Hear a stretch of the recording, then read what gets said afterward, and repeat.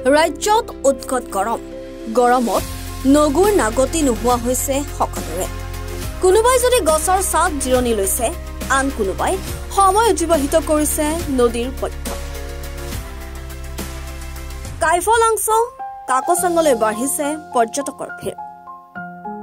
বোকাখাত কাৰ্বি আংলং সীমান্তৰ মনোৰম কাইফলাংছ কাকচাং জলপ্ৰপাতৰ পাৰত ভিৰ কৰিছে বহু পৰ্যটকে।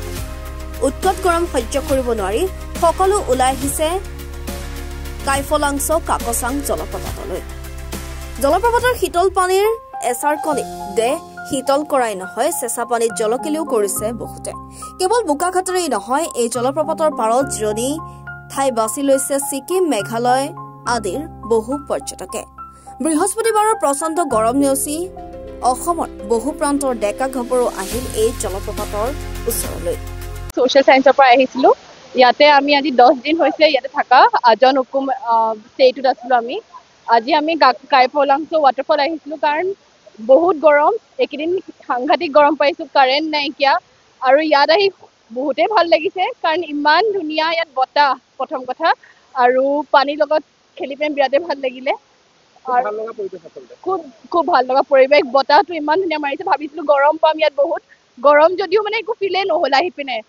প্ৰথমে বহুত চিন্তা কৰিছিলো ইমান ৰ'দ কেনেকে আহিম, 10 বাৰমান ভাবিয়ে আছো আমি, প্লেন কেঞ্চেলো হোৱা কথা, কিন্তু তথাপিও আহি পিনে বিৰাট ভাল লাগিলে ইয়াত।